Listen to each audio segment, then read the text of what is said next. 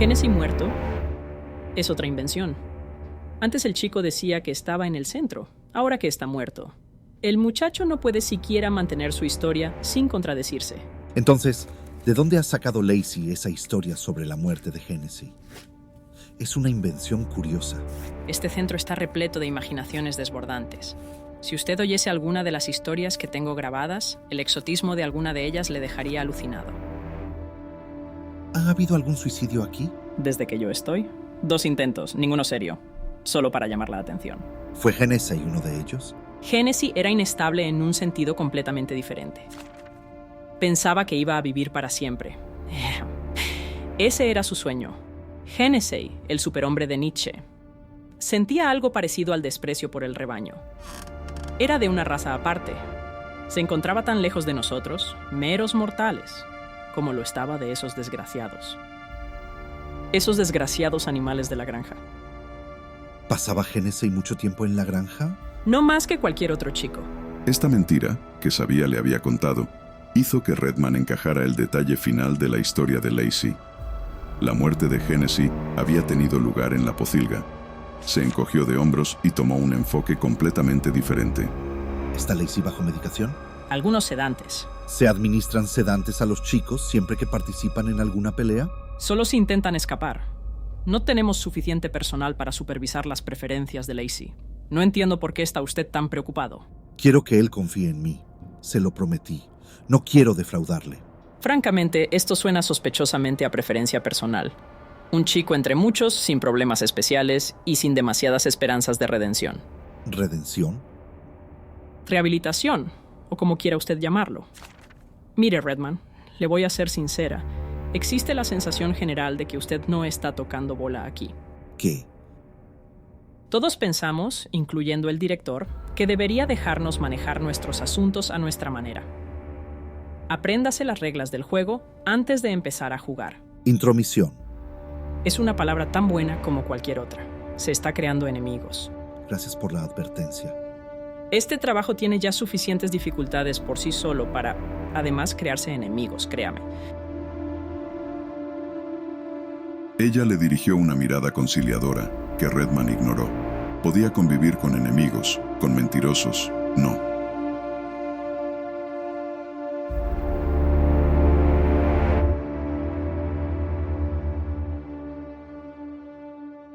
La oficina del director estaba cerrada. Llevaba así una semana completa. Las explicaciones de esta ausencia cambiaban continuamente. Las reuniones con los benefactores del centro era una de las excusas más extendidas entre el personal, aunque su secretaria decía no saber dónde se encontraba exactamente. Alguien comentó que se encontraba asistiendo a unos seminarios en alguna universidad sobre la investigación de los problemas en los centros de rehabilitación.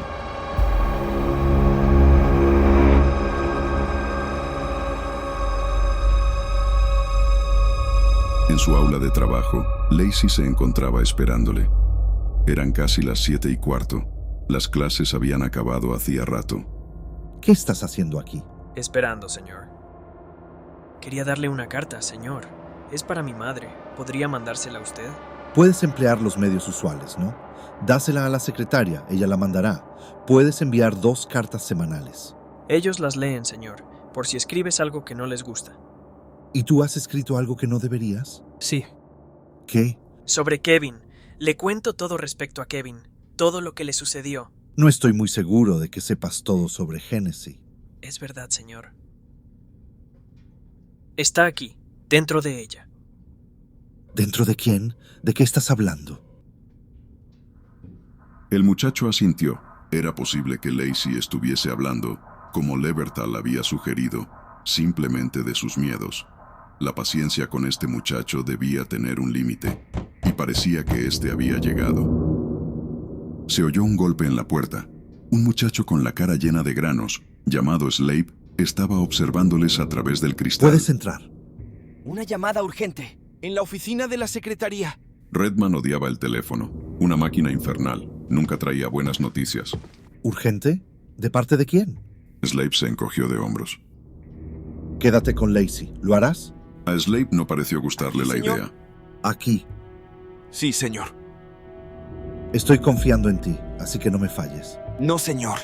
Redman se dio la vuelta y miró a Lacey. Su mirada amoratada era, ahora, una herida abierta mientras lloraba. Dame tu carta, la llevaré a la oficina. Di gracias. Gracias, señor.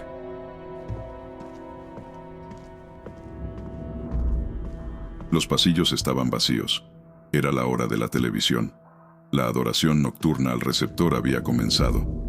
Seguramente estarían pegados al aparato, en blanco y negro, que dominaba con autoridad la habitación de recreo, allí sentados con la boca abierta y la mente cerrada, viendo aquellos juegos de policías, aquellos concursos, aquellas guerras mundiales. Un silencio hipnótico se apoderaría de todos hasta que apareciese una escena de violencia o una insinuación sobre sexo. Entonces la habitación se llenaría de silbidos, obscenidades y gritos, para caer de nuevo en un silencio interrumpido por leves susurros durante el diálogo, mientras esperaban ansiosamente otro disparo. Incluso desde el pasillo podía oír los tiroteos y la música. La oficina se encontraba abierta, pero la secretaria no estaba. Seguramente se había ido a casa. El reloj de la oficina marcaba las 8:19. El teléfono estaba colgado. Quienquiera que hubiese llamado se habría cansado de esperar, y no dejó ningún recado. Aliviado porque la llamada no fuese urgente, se sintió frustrado por no haberse puesto en contacto con el mundo exterior. Como cruzó viendo un velero pasar de largo ante su isla. Era ridículo. Aquella no era su prisión. Podría salir esa noche, y no ser cruzó durante más tiempo. Contempló la carta de Lacey que había dejado sobre la mesa. Se lo pensó mejor. Había prometido proteger los intereses del chico y era lo que iba a hacer. Si era necesario, la enviaría él mismo. Sin pensar en nada concreto, se dirigió a su aula. Vagos presagios de inquietud bloqueaban sus respuestas. Unos leves suspiros atosigaban su garganta. El ceño se fruncía en su cara. Sin referirse a los muros o a los suelos, sino a la trampa que representaba. Sintió que podía morir allí, con sus buenas intenciones adornando su cuerpo, como las flores rodeando un cadáver, y nadie lo sabría, a nadie le importaría. Nadie le lloraría. El idealismo era, allí, una debilidad, compasión e indulgencia. Todo era inquietud. Inquietud y... silencio. Eso era lo que estaba mal. Aunque el programa de la televisión se oía desde el pasillo, tan solo el silencio acompañaba su sonido. Ningún silbido, ningún grito. Redman volvió al vestíbulo y bajó al pasillo que conducía a la habitación de recreo. En esta zona del edificio se permitía fumar, por lo que el área apestaba a tabaco rancio. Podía oír los ruidos de un tiroteo que surgían del televisor. Una mujer gritó el nombre de alguien. Un hombre respondió, pero su voz fue apagada por el sonido de un disparo. Historias a medio contar, colgadas en el aire. La mujer, una rubia de pecho exuberante, recibió un balazo en el corazón y murió sobre la acera al lado del hombre al que había amado. La tragedia no tenía espectadores. La habitación de recreo estaba vacía. Las sillas y taburetes permanecían desiertos alrededor del receptor. La audiencia debía haber encontrado una diversión mejor esa noche. Redman avanzó entre los asientos y apagó el televisor. La fluorescente pantalla se desvaneció y el insistente ritmo de la música dejó de oírse. Se dio cuenta, en la oscuridad, en el silencio, de que había alguien en la puerta. ¿Quién es? Slape, señor. Te dije que te quedaras con Lacey. Se tuvo que ir, señor. ¿Irse? Salió corriendo. No pude detenerlo. Maldito seas. ¿Qué quieres decir con que no pudiste detenerlo? Lo siento, señor. No pude cogerle. Tengo un pie malo. ¿Qué camino tomó? No estoy seguro, señor. Bien, recuérdalo. No pierda los nervios. Señor. Redman se dio cuenta de que su mano intentaba golpear al purulento adolescente. Estaba casi a medio metro de la puerta.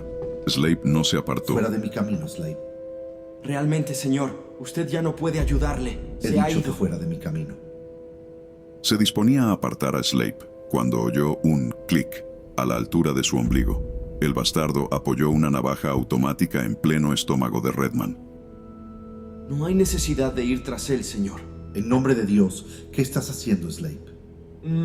Tan solo estamos jugando. No hay ningún mal en ello. La punta del cuchillo comenzó a mancharse de sangre, que corría suavemente, templada, hasta la ingle de Redman. Slape iba a matarle, no había duda. Cualquiera que fuese el juego, Slape quería un poco de diversión para él solo. Asesinato de profesor, se llamaba. Empujaba el cuchillo muy suavemente, atravesando la carne de Redman. El pequeño manantial de sangre pronto se convirtió en Y un aún hay chorro. más. A Kevin le gusta salir y jugar de vez en cuando. ¿Hennessy? Sí, les gusta llamarnos por nuestros apellidos, ¿no? Así es más serio, ¿no? Quiero decir que ya no somos niños, que somos hombres. Kevin no es un hombre, ¿ve, señor? Nunca quiso ser un hombre. De hecho, creo que odiaba la idea. ¿Sabe por qué? Pensaba que una vez te convertías en hombre, comenzabas a morir. Y Kevin solía decir que él nunca moriría. Que nunca moriría. Quiero verle. Todo el mundo quiere. Es carismático. Esa es la palabra que usa la doctora para él. Carismático. Quiero ver a ese carismático compañero. Muy pronto.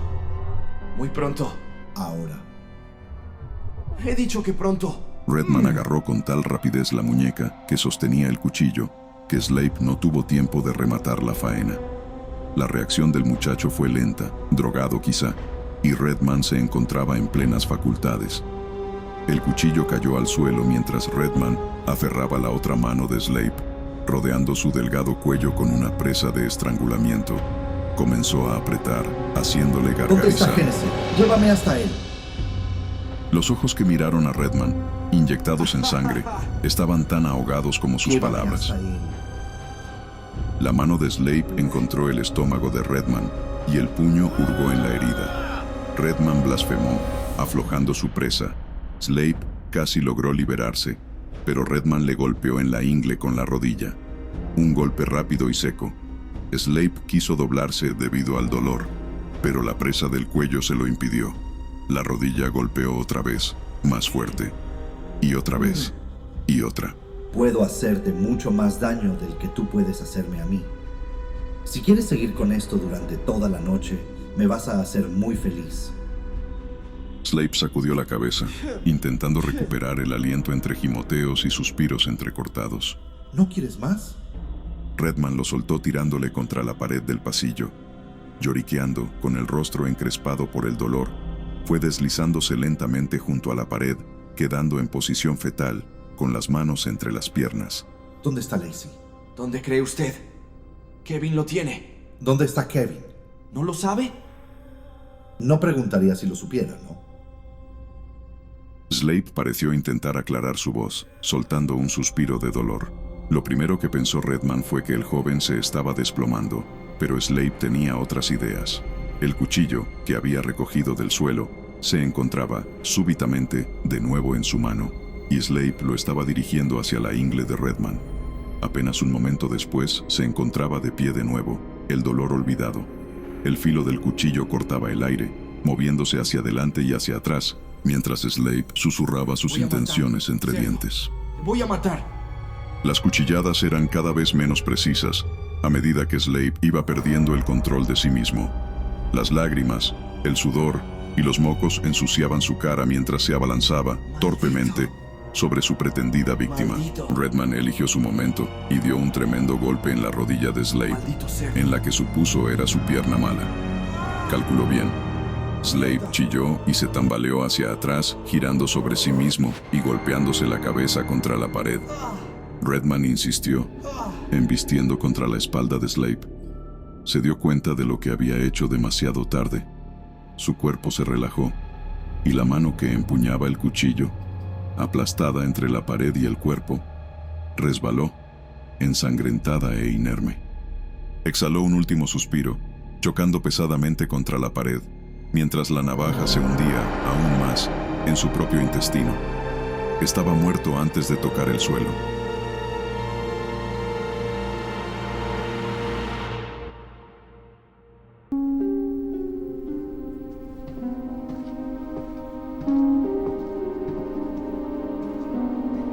El perentorio silencio de los pasillos se hizo abrumador mientras volvía al vestíbulo. La herida de su estómago no era importante, y la sangre había hecho su propio vendaje con la camisa, adhiriendo el algodón a la carne, cerrando la herida, pero el corte era el menor de sus problemas. Ahora tenía enigmas que descubrir, y se sentía incapaz de enfrentarse a ellos. La gastada y exhausta atmósfera del lugar le hacían sentirse igual que el entorno que lo rodeaba, exhausto y gastado. Allí no había salud, bondad ni razón. Repentinamente creyó en fantasmas. En el vestíbulo había una luz encendida, una bombilla desnuda que colgaba sobre aquel espacio muerto. Leyó la arrugada carta de Lacey. Las emborronadas palabras sobre el papel eran como cerillas que encendían la mecha de su pánico. Se metió la carta en el bolsillo y salió corriendo del edificio campo a través. Estaba oscuro, una profunda oscuridad sin estrellas. El aire era húmedo. Incluso a la luz del día no estaba muy seguro de cuál era el camino que conducía a la granja. De noche era peor. Pronto se encontró perdido en algún sitio entre el campo de juegos y la arboleda. Estaba demasiado lejos para poder ver la silueta del edificio principal detrás de él. Delante, todos los árboles parecían iguales. Permaneció en la oscuridad, mientras la sangre golpeaba su cabeza, intentando orientarse. A su izquierda, donde había supuesto que se encontraban las letrinas, brilló una luz. Estaba completamente equivocado sobre su situación. La luz venía de la posilga. Mientras la observaba, vio la silueta del desvencijado gallinero. Allí había figuras, varias, de pie, contemplando un espectáculo que él aún no podía distinguir. Corrió hacia la posilga, sin saber qué haría una vez hubiera llegado. Si todos estaban armados como Slave y compartían las mismas intenciones criminales, sería su final. Este pensamiento no le preocupó demasiado. De algún modo, abandonar aquel mundo cerrado le parecía esa noche una opción atractiva. Y allí estaba Lacey. Había tenido un momento de duda, después de haber hablado con Levertall, cuando ésta le preguntó la causa de su especial preocupación por el muchacho. Aquella acusación contenía bastante verdad. ¿Existía en él el deseo de tener a Lacey acostado desnudo a su lado? ¿No era ese el texto subliminal de la observación de Levertall?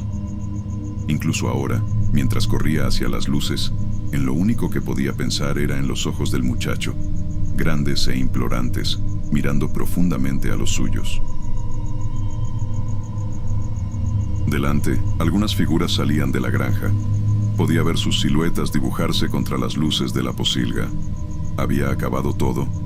Dio un gran rodeo hacia la izquierda del edificio para evitar a los espectadores que abandonaban el escenario. No hicieron ruido.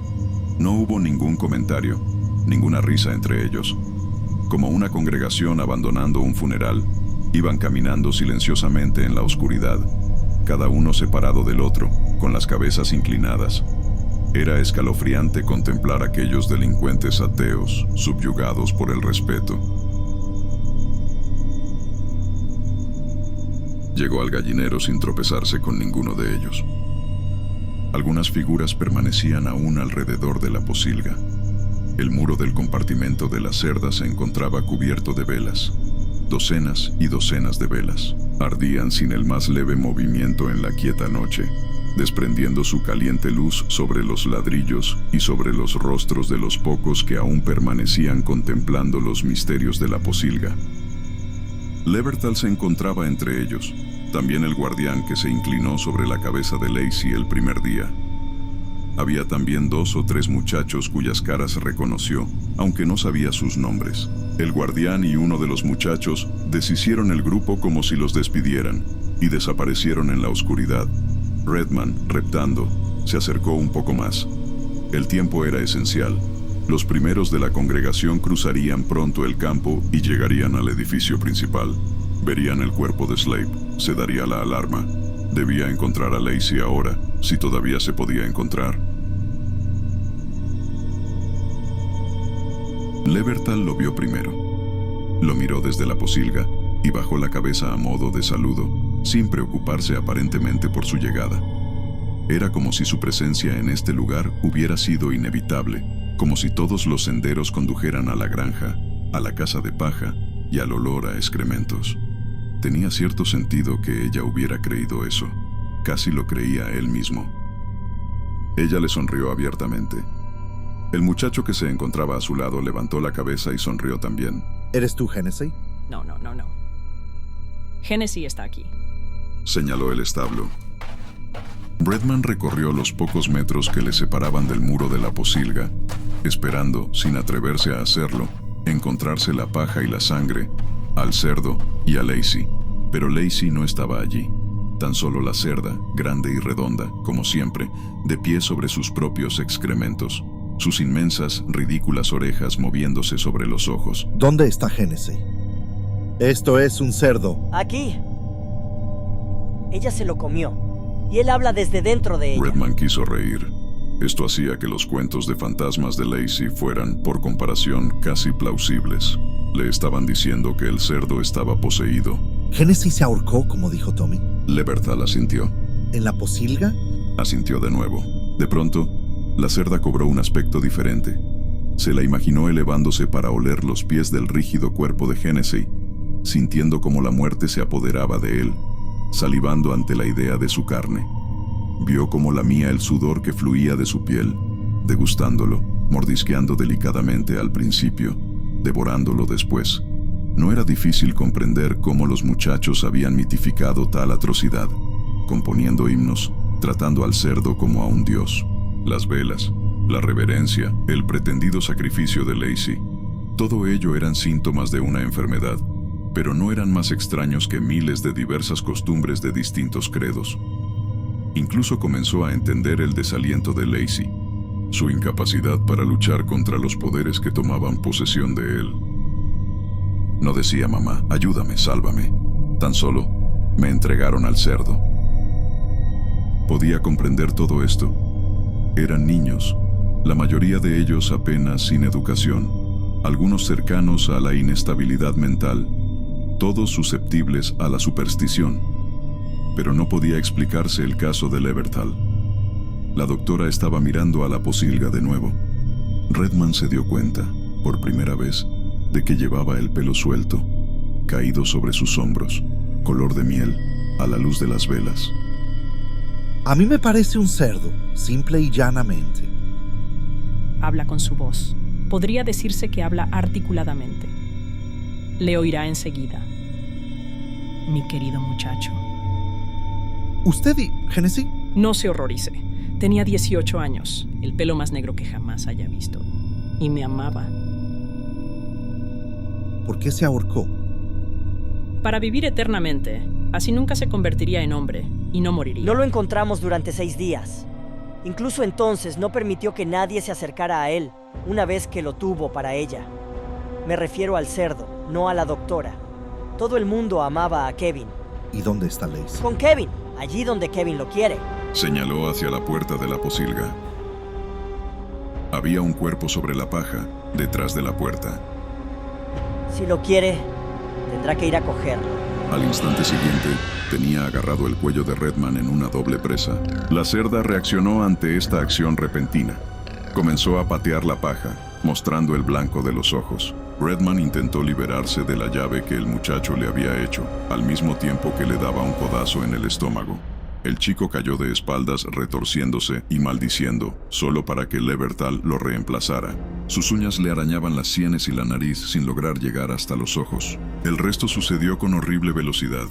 Su largo pelo acarició una de las velas encendidas, prendiéndose.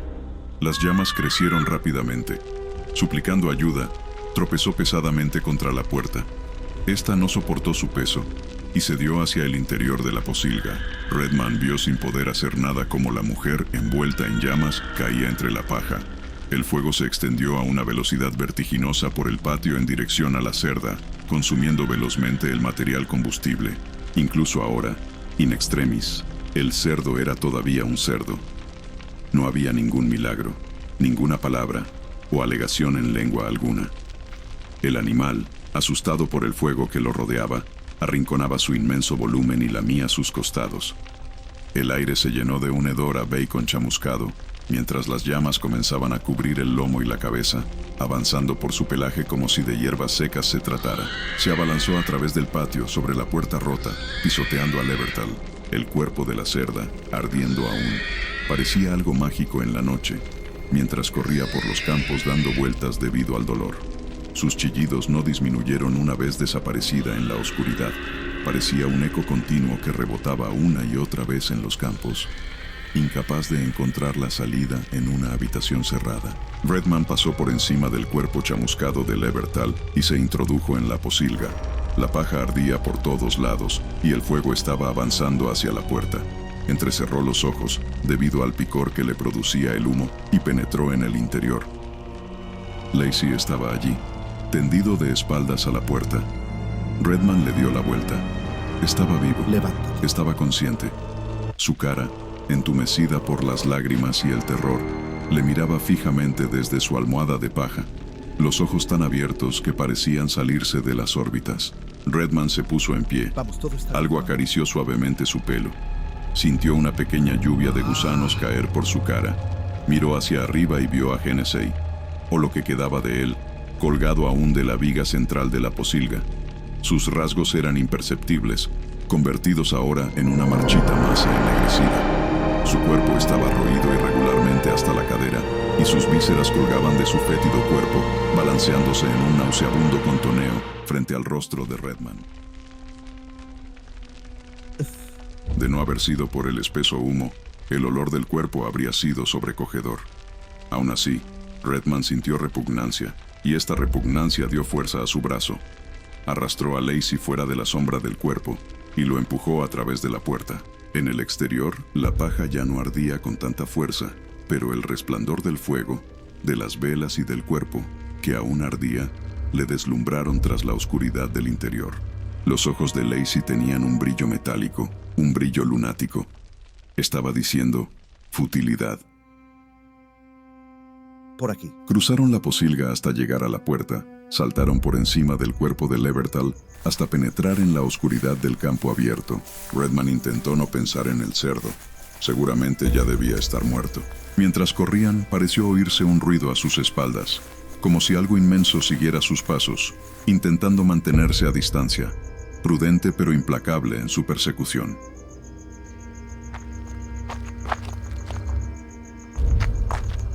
Muy bien. Llegaron al edificio sin ningún incidente. Los pasillos estaban tan vacíos como los había dejado hacía una hora. Quizá nadie había encontrado todavía el cuerpo de Slade. Era posible. Parecía que ninguno de los muchachos se encontraba con ánimo suficiente para seguir buscando diversión. Quizás habían ido a sus dormitorios a dormir su adoración. Era el momento de encontrar un teléfono y llamar a la policía. Hombre y muchacho recorrieron el pasillo que conducía a la oficina del director cogidos de la mano. Lacey estaba de nuevo en silencio, pero su expresión no era ya tan maniática. Delante, el vestíbulo estaba oscuro. Alguien había roto la bombilla, que aún se balanceaba levemente del cable, iluminada por un pequeño chorro de luz opaca que provenía de la ventana. Lacey se inclinó hacia la mano de Redman y la mordió. El movimiento fue tan rápido que, antes de que pudiera evitarlo, el muchacho se había escapado rápidamente por el pasillo, desde el vestíbulo. No importaba, no podía ir muy lejos. Por una vez Redman se alegró de que el lugar tuviera muros y barrotes. Cruzó el oscuro vestíbulo hasta la oficina de la secretaría. Nada se movía. Quienquiera que hubiera roto la bombilla se mantenía inmóvil, silencioso. El teléfono estaba destrozado.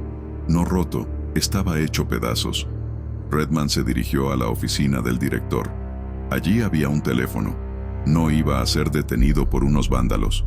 La puerta estaba cerrada, por supuesto, pero Redman estaba preparado para eso.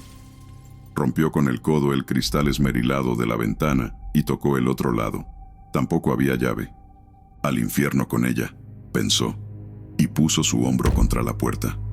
Era maciza, de madera fuerte, y la cerradura de buena calidad. Su hombro le dolió, y la herida del estómago se volvió a abrir al tiempo que la cerradura cedía.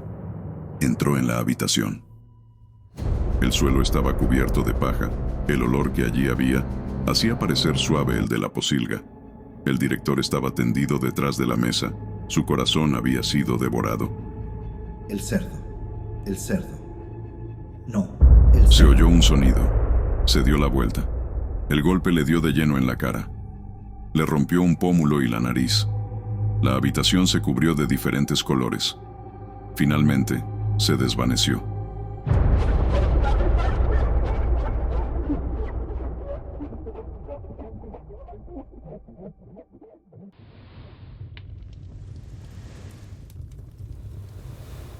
El vestíbulo ya no estaba oscuro. Había velas encendidas. Parecía haber cientos de ellas en cada rincón, en cada estante. Tenía la cabeza flotando. La vista se le nublaba por la conmoción. Podía tratarse de una sola vela, multiplicada por unos sentidos en los que ya no podía confiar. Permaneció en medio de la arena del vestíbulo, sin saber cómo podía mantenerse en pie, ya que sentía las piernas entumecidas e inútiles. Fuera de su campo de visión, más allá de la luz de las velas, podía oír a gente hablando. No, realmente no estaban hablando. No eran palabras articuladas. Eran sonidos sin sentido emitidos por gente que podía o no estar allí. Entonces escuchó el gruñido, aquel grave, asmático gruñido de la cerda. Delante de él ella surgió de la oscilante luz de las velas. Ya no era aquella criatura radiante y hermosa. Su lomo estaba chamuscado, sus pequeños y redondos ojos, marchitos. El hocico, retorcido de una forma inverosímil, cojeando, avanzó hacia él muy lentamente, y muy lentamente la figura que la montaba fue haciéndose visible. Era Tommy Lacey, por supuesto, desnudo como el día en que nació, su cuerpo rosado y lampiño como uno de sus lechones. Sus ojos eran ahora los ojos de ella, mientras guiaba a la gran cerda por sus orejas. El sonido de la cerda, aquel sonido embocado, ya no salía de la boca de ella sino de la suya. Su voz era la voz de la cerda. Redman pronunció su nombre, suavemente. No Lacey, sino Tommy. El muchacho pareció no oírle. Solo entonces, mientras montura y jinete se aproximaban, Redman comprendió por qué no se había caído de bruces. Tenía una soga alrededor del cuello. En el mismo momento en que este pensamiento pasaba por su mente, el nudo se ajustó y sus pies quedaron colgando en el aire. Ningún dolor, sino un terrible horror, peor, mucho peor que el dolor, se apoderó de él. Un inmenso abismo de pérdida y pesar en el que irremisiblemente se hundía. Debajo de él, la cerda y el muchacho se habían parado bajo sus pies, que pataleaban en el vacío. El muchacho, todavía gruñendo, había bajado del cerdo y se encontraba en cuclillas al lado de la bestia. A través del aire grisáceo, Redman pudo ver la curva de la espina dorsal del chico, la inmaculada piel de su espalda. También vio la cuerda anudada que salía de entre sus pálidas nalgas con el final deshilachado, como el rabo de un cerdo. El animal levantó la cabeza, aunque sus ojos ya no podían ver. A Redman le agradó pensar que sufriría, y sufriría hasta el día en que muriera. Pensar eso casi era suficiente. Entonces fue cuando la cerda abrió su boca y habló. Esta es la condición de la bestia: comer y ser comido. La cerda sonrió, y Redman sintió, aunque había creído que ya estaba entumecido, la primera conmoción de dolor cuando los dientes de Lacey le arrancaron un trozo del pie, y el muchacho trepó, resoplando, sobre el cuerpo de su salvador para arrebatarle la vida.